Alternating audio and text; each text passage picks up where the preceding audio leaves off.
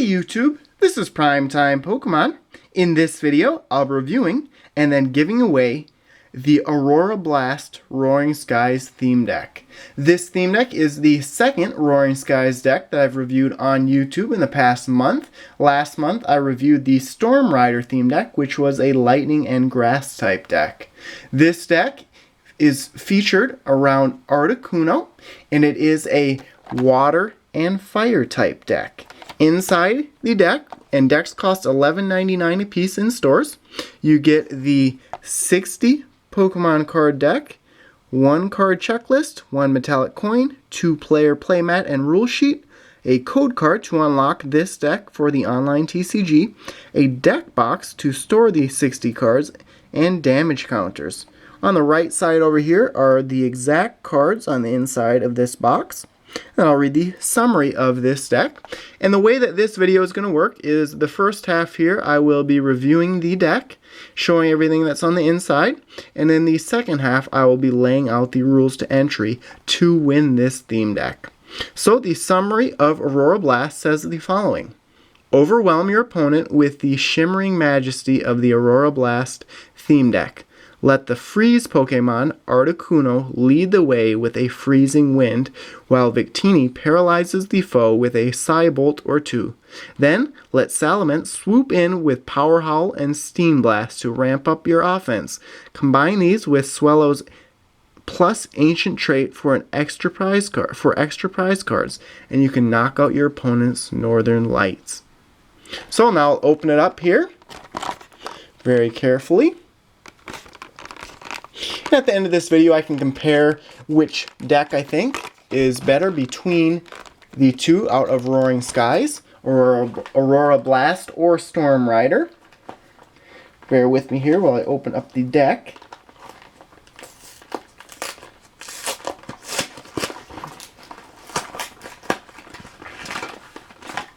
If you're looking for other deck reviews on YouTube, I have reviewed all of the latest theme decks out there. I have a playlist in the description of this video.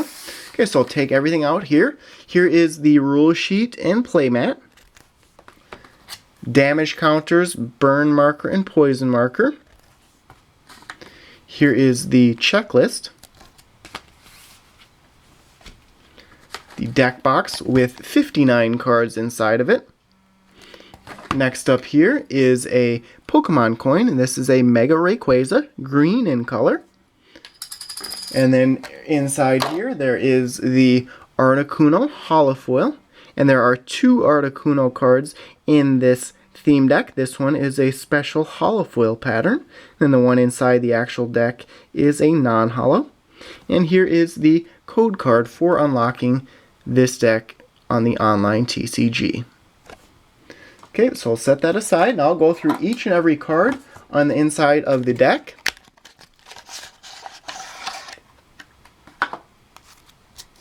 Okay, so first up, like I said, 2 Articunos.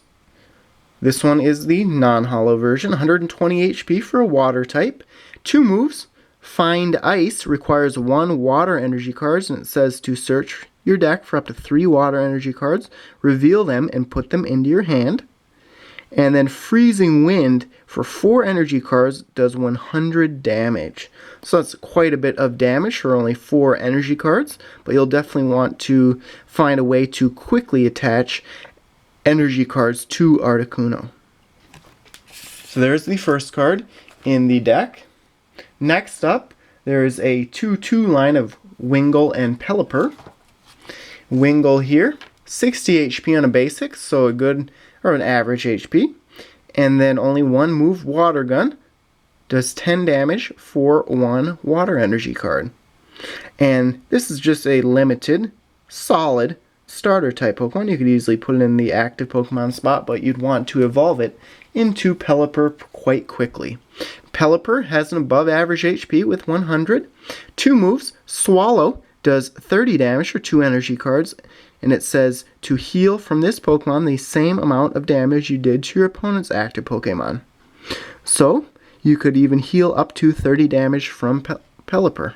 And Water Pulse for 4 energy cards does 70 damage, and it puts the defending Pokemon to sleep.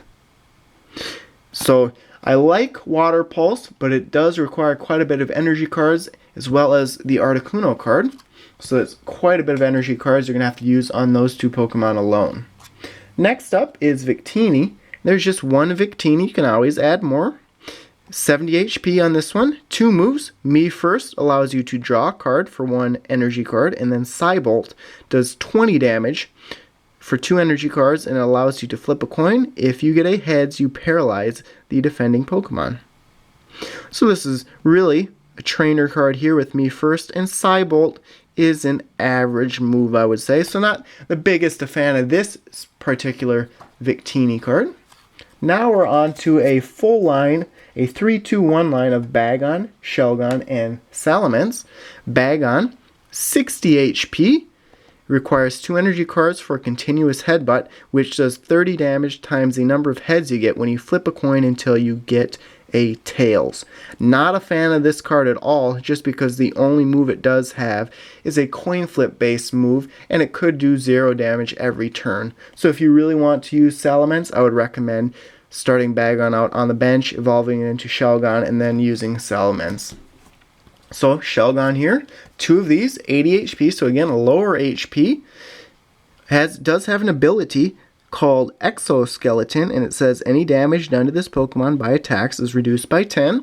And then Rolling Tackle, it does require 2 different types of energy cards, water and fire, and it does do 60 damage, so average move right there. Not that great of a card overall. I would, like I said, keep this entire line on the bench until you get Salamence set up.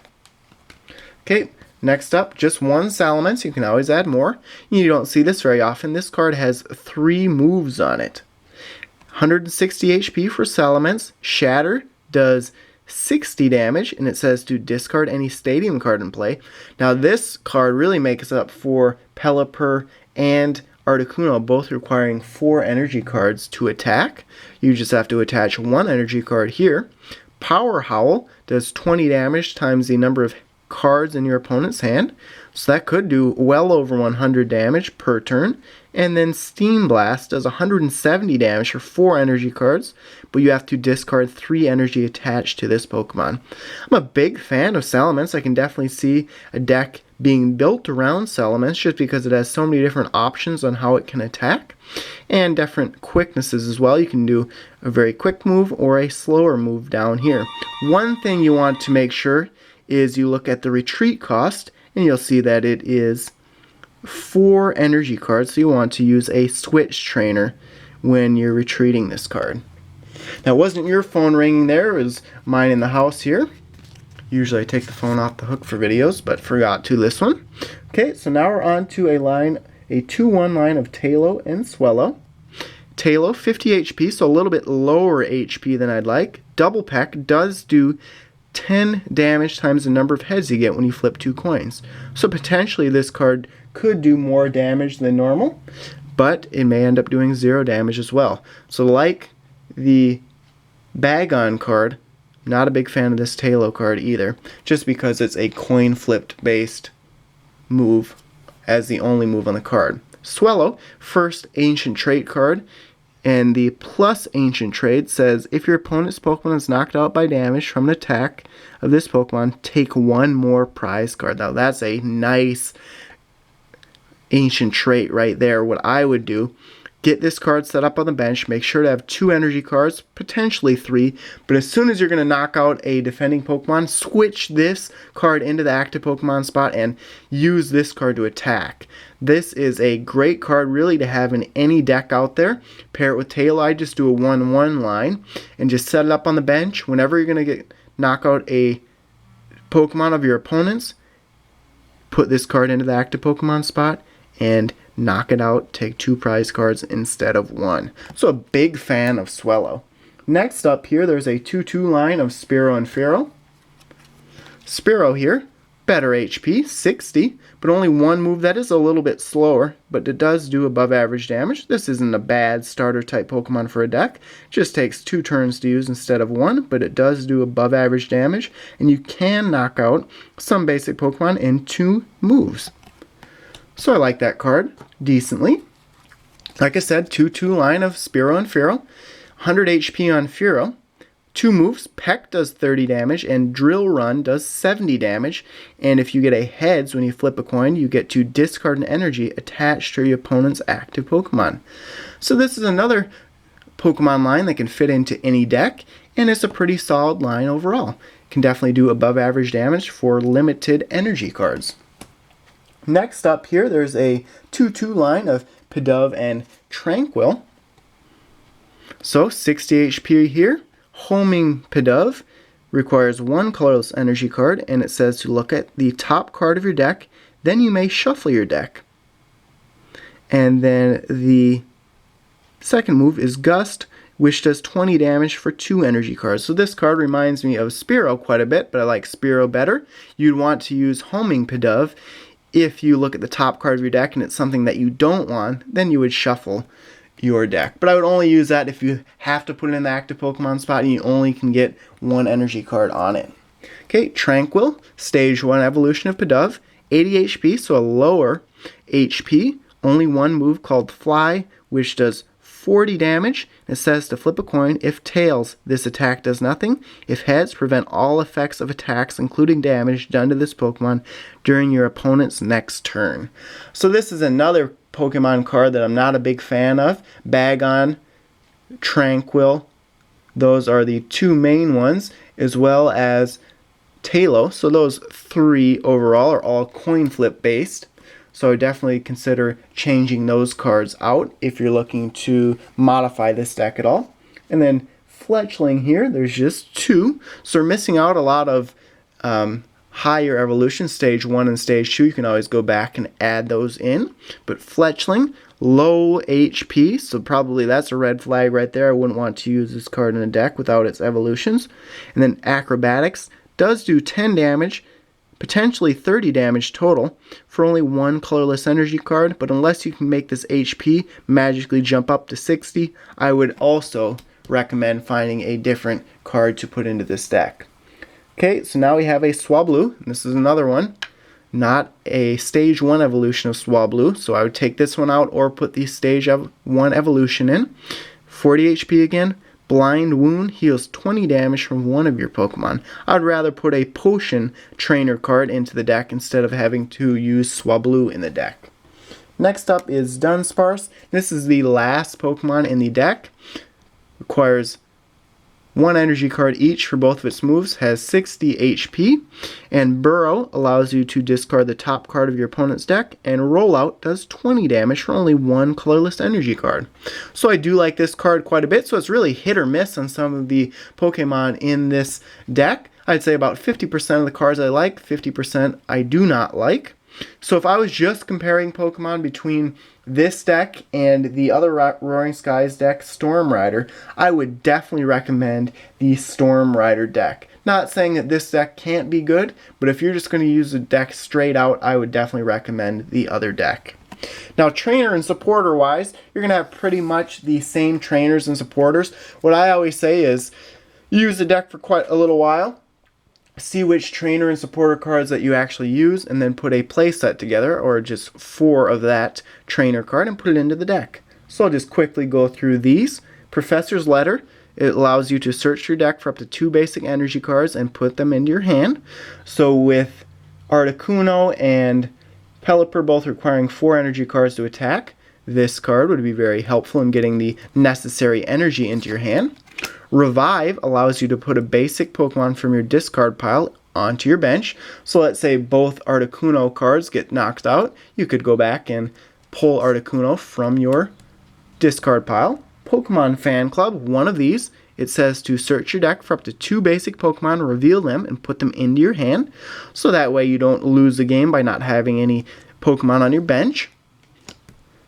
Then there is a Steven supporter card, one of these. It says to search your deck for a supporter card and a basic energy card, reveal them, and put them into your hand.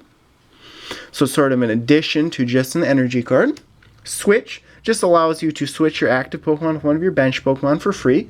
So on cards that have a very high HP, very high retreat cost, you would want to use this one. And the only one that really has a high retreat cost in this deck would be Salamence. Here's a supporter, Tierno, drawing 3 cards. It's always good to have more options in your hand to use. 2 of those.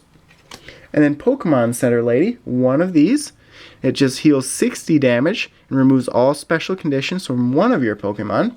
So let's say you just keep the 1 Salamence card in your deck and it has 140 damage on it. You definitely want to use this one to prevent Salamence from getting knocked out. Ultra Ball here. There is just 1 Ultra Ball. It allows you to discard 2 cards from your hand and search your deck for a Pokemon, reveal it, and put it into your hand. Not the biggest fan of this card. Rather just be able to search your deck for a basic Pokemon and put it into your hand. Wally, just 1 of these. It says to search your deck for a card that evolves from one of your Pokemon and put it onto that Pokemon. And then Winona. I do have a Winona full art from Roaring Skies. It says search your deck for up to 3 colorless Pokemon, reveal them, and put them into your hand. And this card is very useful with this deck because I am a fan of quite a few of the colorless type Pokemon, and I'd actually use it to make sure and get the only ancient trait, Swallow, into my hand and then onto the bench. So, next up here is an energy card. Special energy, double dragon energy. Basically, it takes the place of 2 energy cards, but you can only attach this energy card to dragon type Pokemon, so you can only use it with Bagon Shelgon or Salamence. But if you add more Salamence or dragon type Pokemon to this deck, I definitely add more of these double dragon energies. So, energy cards wise, 17 total. There are 10 water and 7 fire type energies total. So 1 more energy card than the other Roaring Skies deck. But overall, after looking through the cards in this deck, like I said, I would definitely recommend the Storm Rider deck over this one. But I am a fan of certain cards in this deck. I especially like Swallow's Ancient Trait. I would include that card in almost any deck I'd build nowadays. But like I said, as a beginner, I just pick up a theme deck that you either like one of the Pokemon in, you like the type, and then just play with it for a while, just getting the strategy down and tips and tricks for playing the TCG, and then you can go through and modify your deck one by one and eventually create an advanced deck with very advanced strategy. So there you have it. There's my review of this deck. Now on to the giveaway. Pretty easy to enter this giveaway. All you have to do is subscribe to my YouTube channel, like this video, and then in the comment section of this video, say which deck from the Roaring Skies set that you like better. Either Aurora Blast or Storm Rider. On the last day in June, I will be messaging the winner of this theme deck. And I use a random number generator to randomly select an entry for this giveaway. So, good luck to everyone. Complete rules to entry are in the description of this video. Thanks everyone for watching. Make sure and check out all the links in the description of this video. And stay tuned for more videos. Thank you.